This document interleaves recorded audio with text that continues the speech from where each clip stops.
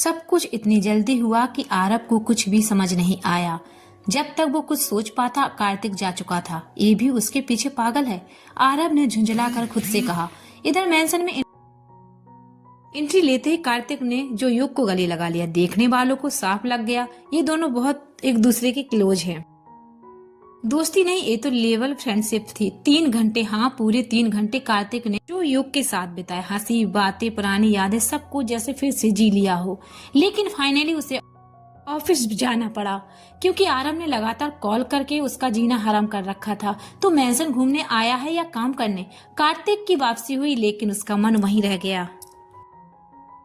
शाम का वक्त था। चारों लड़कियां चाय और स्नैक के साथ हॉल में गप्पे मार रही थीं। तभी रूही के फोन पर घंटी बजी। पापा का कॉल था।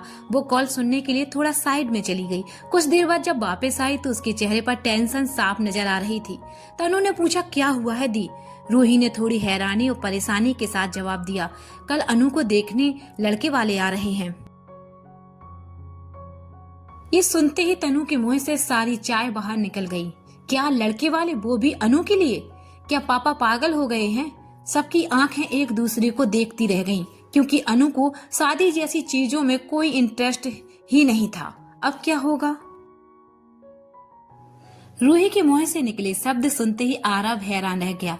अभी अभी ऑफिस से लौटा था, लेकिन जो बात सुनी उससे उसका खून खौल गया। क्या तुम्हारा बाप पागल हो गया है? सब चौंक गए, क्योंकि आरब जानता था कि उसका प्यारा कार्तिक अनु को दिल से चाहता है और वो किसी भी कीमत पर कार्तिक का दिल टूटने नहीं देगा। आरब, तुम क्या बोल रहे हो? क्या तुम्हारा दिमाग खराब हो गया है? रूही अब चिढ़ चुकी थी, लेकिन आरब ने जोर से जवाब दिया, दिमाग मेरा नहीं, तुम्हारे बाप का खराब हो गया है। अनु अभी बच्ची है, उसका फ्यूचर बनाना है, ना कि उसकी शादी। और तुम्हारा बाप फ्यूचर तोड़ने चला है। क्या तुम्हारे बाप ने तुम तीनों को गोद लिया है क्या? आरब की बातों से रूही का पारा चढ़ गया। दोनों के बीच जोरदार बहस शुरू हो गई। ये देखकर वॉइस की हालत खराब हो गई। भाई आरब आज तो पूरी झगड़ा करने आया है। विजय ने झंझलाते हुए उसके कंधे पर हाथ मारा और बोला, अभी चुप कर, वरना आज हम तीनों की खैर नहीं।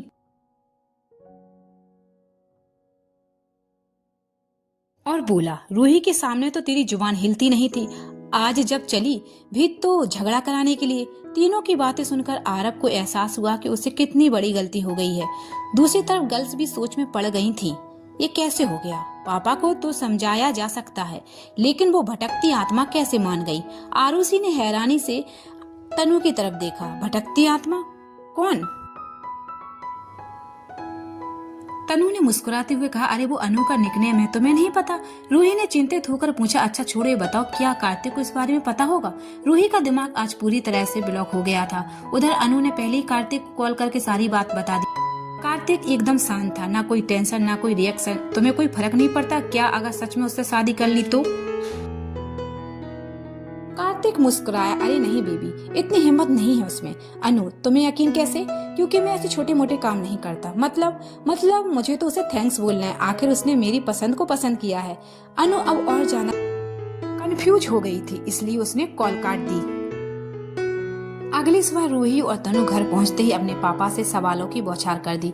रूही, पापा प्लीज सच सच बताइए, क्या मजबूरी है? तनु, हाँ पापा, आप तो कभी भी ऐसा फैसला जल्दबाजी में नहीं लेते। क्या किसी ने आपको दबाव में डाला है? रूही, या फिर क्या किसी से पैसे उधार लिए हैं आपने? तनु, पापा आप अनु की जिंदगी की सौदेबाजी तो नहीं कर रहे हैं ना? तनु की ये बात सुनकर सब चुप हो गए। कमरे में सन्नाटा छा गया। रूही, तनु प्लीज जरा सोच समझ के बोलो। पापा, मैं सब बताऊंगा, एक बार मुझे पूरा सुन लो। वो लड़का कॉलेज में प्रिंसिपल का बेटा है। पहली बार जब उसने अनु को कॉलेज में देखा तो वो पसंद आ गई। मैंने उसे समझाने की बहुत कोशिश की बेटा, लेकिन उसके पेरेंट्स भी उससे परेशान है।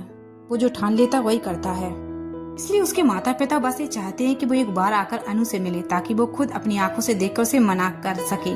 तुम सब यही समझो कि जैसे घर में मेहमान आ रहे हैं, बस और कुछ नहीं। पापा जाने लगते फिर अचानक रुकते हैं। पापा, तनु की तरफ गुस्से से देखकर, और हाँ, मैंने किसी से कोई उधार नहीं लिया है, और अगर कभी कोई परेशानी आती भी है तो मैं अपनी जिम्मेदारी खुद निभाऊंगा। अपनी बेटियों की इज्जत को गिरवी रखकर नहीं, इतना तो मुझे खुद पर भरोसा है।